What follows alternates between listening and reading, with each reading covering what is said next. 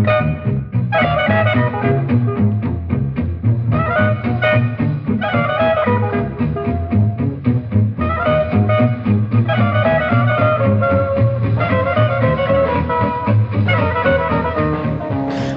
and welcome everybody. So we continue today looking at Italian Gambit, or Kaltanovsky variation of Italian Gambit after e4, e5, knight f3, knight c6, bishop c4, bishop c5, short castling, knight f6, and in today's second lesson I would like to draw your attention to the main theoretical discussion which happened in the game between Sergei Movsisyan and Michael Adams just a few months ago in the Weekend Z Super Tournament. So first of all, when we are talking about the preparation on that level, so when usually some beginner intermediate player preparing for the game, we are not paying much attention to the opening part. So sometimes we can just study the opening moves, but not seriously. I mean, our games and not a serious discussion from the theoretical point of view. So when two Superstone Grandmasters are preparing for the game, let's say for Sergei Movsisyan, this choosing of this sharp variation with d4 is just lot of hours of homework, and checking, of course, his position with his computers, of course, the best softwares, and trying to find some improvements in the main lines. So definitely Sergei Movsisyan was very well prepared for this game, and of course Mickey Adams, so many years, he's climbing the 2700. So at some moment Michael Adams was number 3 or 4 in the world, and was also very close to the champion's crown. So once even he played the final match against Vishy Anand in 1997, Groningen World Championship. So definitely for him this d4 move was a serious surprise, because without preparation it's quite difficult to play at e takes d4, which leads to the incredibly sharp position of the Max Lange attack, which already you can find in my Gambit guide. And of course, naturally, he chose to play bishop takes d4. So, if we would like to understand what for a Movsisyan preparation, definitely knight takes d4 is not considered the strongest move, because after knight takes e5, so just in our previous lesson we were seeing that move like short castling doesn't help black to solve all the problems, because bishop e3 leads to almost decisive material advantage for white. So the knight on d4 is hanging and just almost impossible to survive in that case. So black is losing material at any case. Instead of short castling, some players playing here knight e6, trying maybe to lock the diagonal and not to allow white to reach the very fast target on f7. At the same time, the knight from d4 going to e6, so it's not hanging anymore. So black is also removing some threats, so white cannot push f4, f5 instantly. Unfortunately, this knight a6 move has another, I would say, weakness. So white is just going to keep clear advantage in the center. So here's two options for white. Option number one is to play bishop takes e6, and after f takes e6, which is the only move, d takes e6 cannot be played, because queen takes d8, king takes d8, and knight takes f7 check.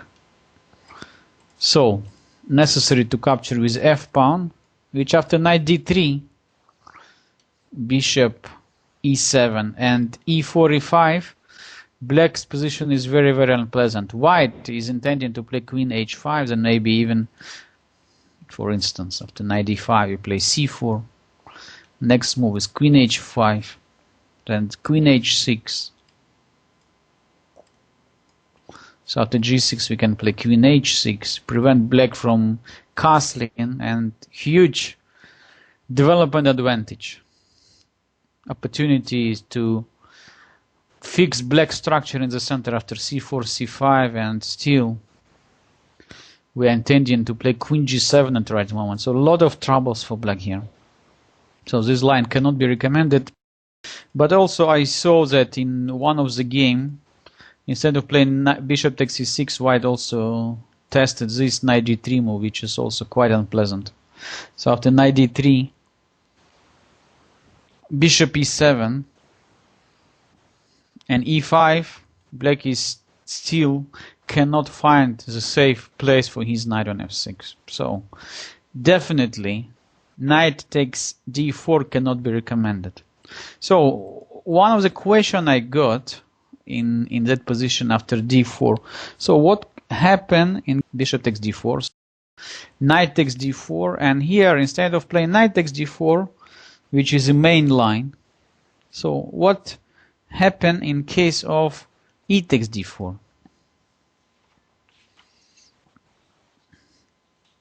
So the main problem in that position is that white instantly could showed black's position after e4, e5.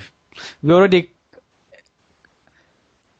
castled, and black just has no time to capture on e5 anymore. So after knight takes e5 and rook e1, the piece is gone. So f4, no way to stop it.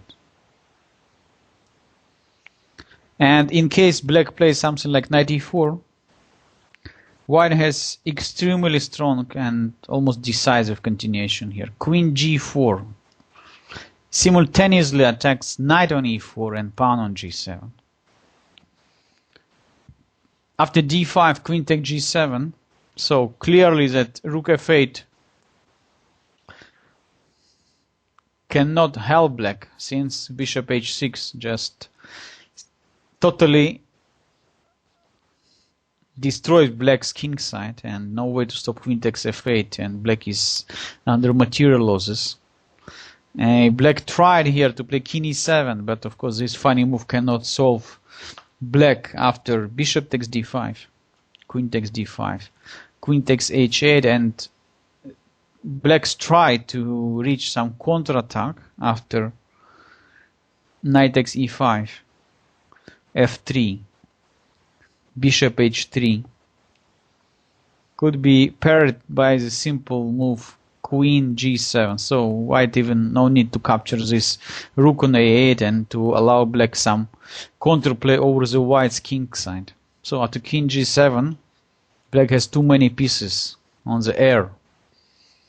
Knight f6, bishop g5, knight d7, g takes h3. Game is over. Rook g8, queen takes g8, and black resigned. So it happened in one of the game, played in 1997 in some tournament in Poland. So it means that e takes d4 is extremely dangerous move and cannot solve the problem. So after the covering the black's problem, so we understand now that knight takes d4 more or less the main line.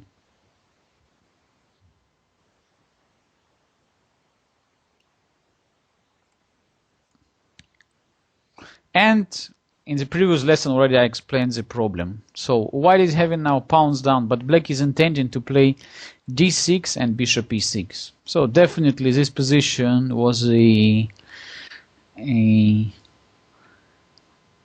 clearly was on the preparation for many hours by Sergei Movsisyan, and he discovered here new idea. So he played f4 immediately. So black should protect his pawn on e5 by playing d6. f takes e5. So white main stream here is f7 and f file, of course, and bishop g5. Main point in that position.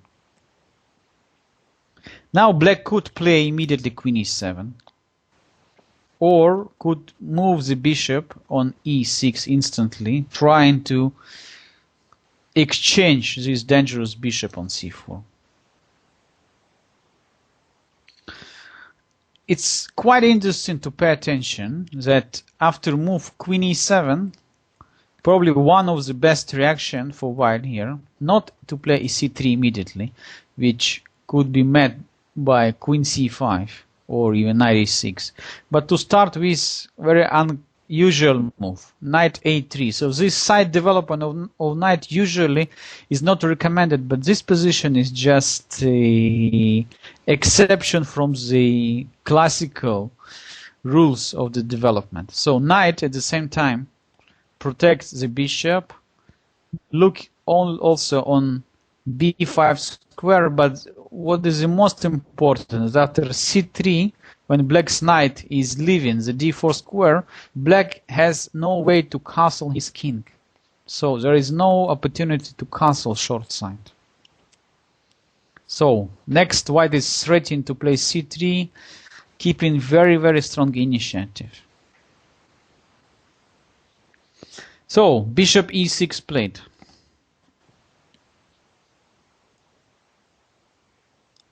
Instead. And definitely Adams is one of the best classical players I know in chess today. And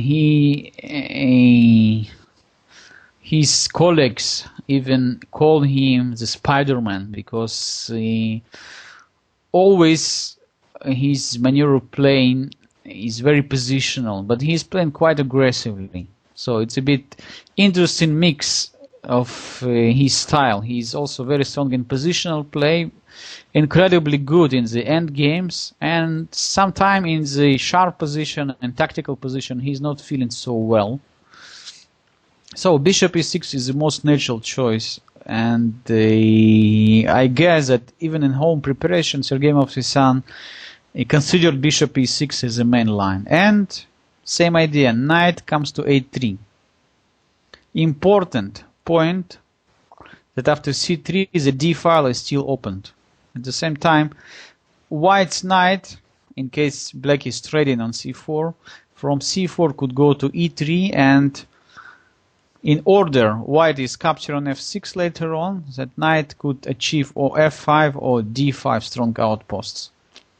So in this line of Italian Kaltanovsky Gambit, white is having long-term positional pressure, so as a compensation for the material disadvantage.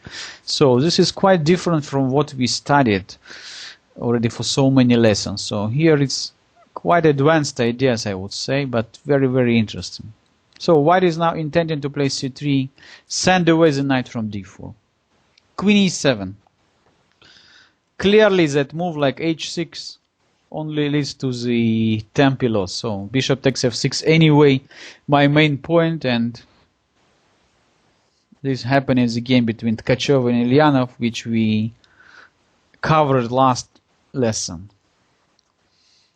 Queen e7, definitely the best. Black is intending to play queen c5 at the right moment. Also, I'd like to pay attention that if, let's say, black is trying to play capture and knight c6 protecting everywhere, after bishop takes f6, g takes f6,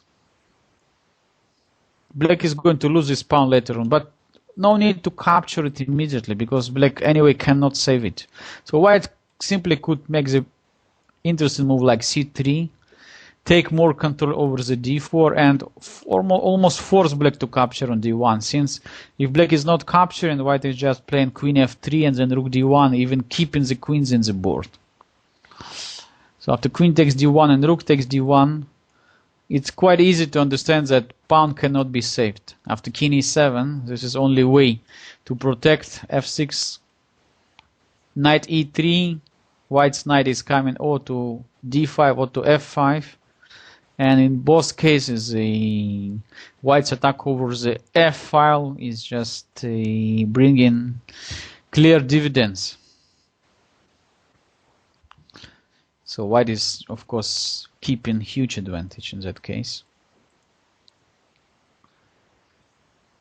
So that's why Adams immediately decided to play queen e7. c3.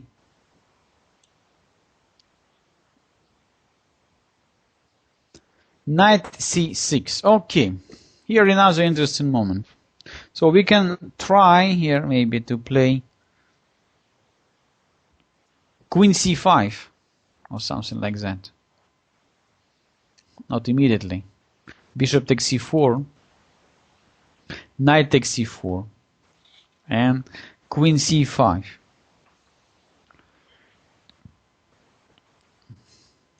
In that case, c takes d4, white is still keeping quite unpleasant pressure.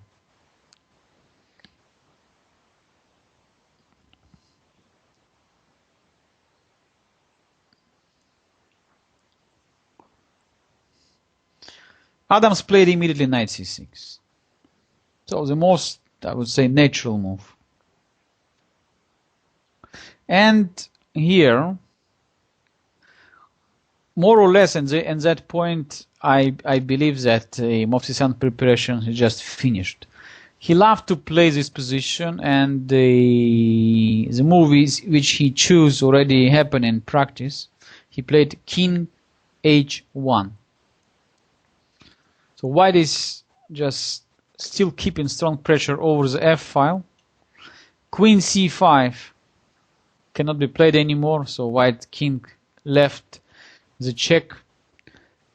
At the same time, black cannot castle.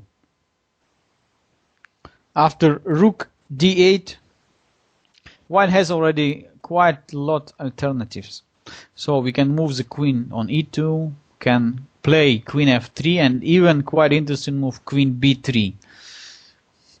Paying more attention also to black's queen side. So it's quite funny that from Italian Gambit and just we using the similar idea we studied in Danish Gambit, in Evans Gambit. So in many lines, queen comes to b3, simultaneously attacking black's position over the a2 g8 diagonal, and also b7 pawn is an additional aim always. So queen e2, h6, bishop takes f6, g takes f6. From the first I would say sign, it looks like black's position is quite safe. So what's the problem? We have pawn up. In case we need, just rook could be transferred to g6, protect black's pawns on f6 and h6. But that is a big difference from the I would say obvious evaluation and grandmaster evaluation. So when grandmaster looked at this position, he just already could feel, according to his intuition, that black's knight, for instance, has no any good square on the board. When white's knight, in the future, after reaching, let's say, e3 square, intended also to come to d5, also to come to f5, and black's rook on g6 is a bit out of the game. King is still in the center, so black could never castle anymore. So castling on the short side also would never keep black's king in the safe place. So white could lift the rook over the third rank after rook f3, and after a doubling rook over the f file, the f6 pawn would be under serious threat. So it's quite difficult position. Let's see what happened. Rook f2. Movsisyan also keeps the opportunity to play with the queen on h5 in case black moves his rook from h8.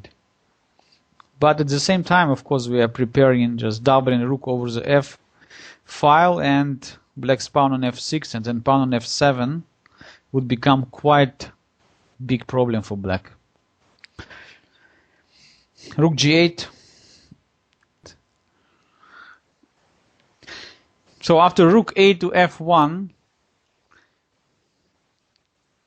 and then knight c2, it's quite clear that white won the opening battle. Black is having a lot of troubles now to stop white's knight going to e3, and then knight could go to f5 or to d5. And how to organize the defense in that case, it's very, very tough, very, very difficult to find. Absolutely clear that after knight e3, black has somehow to cover the d5 square, since f5 outposts we just cannot cover anymore. Already in this point we can understand that white is having more than a compensation, and it's definitely now clear that Movsisyan's preparation was much better than Michael Adams' preparation for that game. So white is better for a long while, I could tell you. It's still very difficult to solve the problem of the black's king, which is stuck in the center. Black's rook are not connected, so it's not harmony between black pieces. Black's knight never could reach the d4 square. So let's see how game continues. King f8. At least Adams is trying to improve position of his king. Knight e3. So white is steady in his plan. Knight b8. Trying maybe to improve position of the knight, so maybe to bring the knight to d7 and to free the rook from g6. So after bishop takes e6, black always would like to capture, of course, with the pawn, trying to hold the weaknesses on d5 and f5. But white, Movsisyan, of course, playing queen h5, increasing now the threat bishop takes e6. Why bishop takes e6 is a problem for black? Because pawn cannot capture anymore, since black's rook on g6 is hanging. King g7 played, and another interesting maneuver. Queen f3. 3 white pieces over the f file. King h7. So now we can understand what for white played queen f3, knight to d5. Black is under very strong pressure, so it's almost forced now to capture on d5 with his bishop. And after e takes d5, look at that. Bishop d3, one threat. Queen e4, another threat. h4, h5, one more threat. So after king g7, let's say bishop d3, black is already losing the pawn on f6, and his position is extremely difficult. Here the problem is that after bishop d3, black almost forced to play f5, since rook g5 could be met by h4 and the rook is just captured. So after e takes d5, still white is a pawn down, but his position definitely better. e4. Adams is trying to start his counterattack in the center, but once again I would like to draw your attention that the rook on d8 and knight on b8 and rook on g7, just lack of harmony between black pieces. So when all white pieces are looking towards the black's king side. Queen f4. So black, of course, he's only tried to block this dangerous diagonal, but after queen f4, also e4 pawn now in danger. Rook d6. Rook e2. So white wins the pawn, and now after knight d7, rook takes e4 and knight e5. At least black knight got some strong outposts in the center. Indeed, we still could understand that it's extremely difficult for black to play this position. His destroyed pawn structure on the king side. White's bishop very soon would reach the b1 h7 diagonal, and don't forget that white is having also pawns majority on the queen side and could move the pawns after c4, b4, c5. How black could stop it? Knight b3, king g8, c4, also protecting the d5 pawn and also ready to bring the bishop to c2 as I explained before. b6, so black's only chance is try to organize some blockade. Bishop c2, queen f8, rook e3, so first problems. So rook has to leave g6 square, so white battery could become very, very unpleasant. Rook g5, only answer. And here is interesting decision. So Sergei Movsesyan chose just to play positionally here. He played bishop f5, intending just to keep control over the black's knight on e5. So in case of knight d7, we play bishop takes d7. So bishop is also in the good position. Black's rook somehow stuck on g5, so he's no any opportunities to leave the g file. At the same time, white is intending maybe to play h4, then maybe rook g3, and to start pushing pawns on the queen side after b4 and c5. So white's pieces are very, very powerful, and for black is still very tough to organize any counterplay. And it's not one more effect of the white's interesting opening choice that black definitely here already has time trouble, since solving the opening problems took him just a lot of time and energy. King h8, rook f to e1, a5, b3, so that way white is just step by step ready to organize later on the passed pawn on the king side. Black hardly could do anything. So Adams is trying to activate his rook after c6.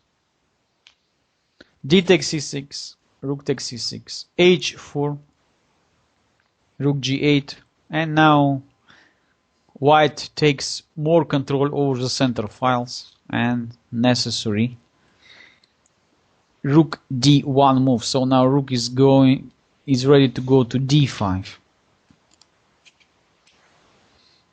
a4. This move looks quite okay. Black is trying to limit white's advantage on the king side, or at least exchange the pieces there. Unfortunately, this is a blunder, and this, what I said, quite often happen in the situation when you are under so strong pressure. Your opponent is just having long-term advantage, and you only look after his threats. So it's quite easy in such situation to blunder something. That's exactly what happened in that game. It was necessary instead of a4 to play here knight g6, but still the position is just quite difficult for black. So white also could think about capturing, and then rook d7, could also think about move like queen e4. Just no way to solve the problems for black. So after a4, Adams overlooked quite nice tactical shot. Rook d8. Pay attention. Queen cannot capture on d8 because queen takes h6 checkmate. So this simple distraction leads to the huge material losses for black. Queen g7 only move. Rook takes. King takes. Rook g3. And black resigned, since after knight g6 we have few different options here. to finish the game, but the simple one, of course, is queen e4, attacking the rook, and with the next move, just simply capturing on g6. Black is losing all queen after f take g6, rook take g6, or at least one piece. So the next threat is queen e8, something like that, or bishop h7 check. For instance, f5 could be met by queen e8, and game is over. So it's quite great and the important, theoretically important game we saw here from Sergei Movsisyan. And once again, I would like to remind you that it played in the Super Tournament, in weekend the 2009 Super Tournament, in the second round. I believe that still a lot of unanswered question we have after that game. First question, of course, is possible to improve Black's defense? Second question, is enough for White just to keep so good even positional pressure for material disadvantage, for sacrificed pawn? Is it good enough strategy for playing this line? But since by studying these lines and this variation, we saw so many different, also tactical, also positional ideas. I would also recommend you to start using this opening line in your practice, and I believe that would be very, very useful for your opening repertoire and to understanding better the ideas of the my course, of course, Gambit Guide, because many of readers, many of friends ask me, okay, what exactly your course about? Is it about the opening? No, this is not course about the opening. I would say that this studying the Gambit lines improves your chess understanding, improves your general understanding of chess, dynamic initiative, development, principles. That's exactly what you are studying in all these games. I would like to thank you once again for watching my lectures and hope you enjoyed. See you next time and follow my Gambit Guide. Bye.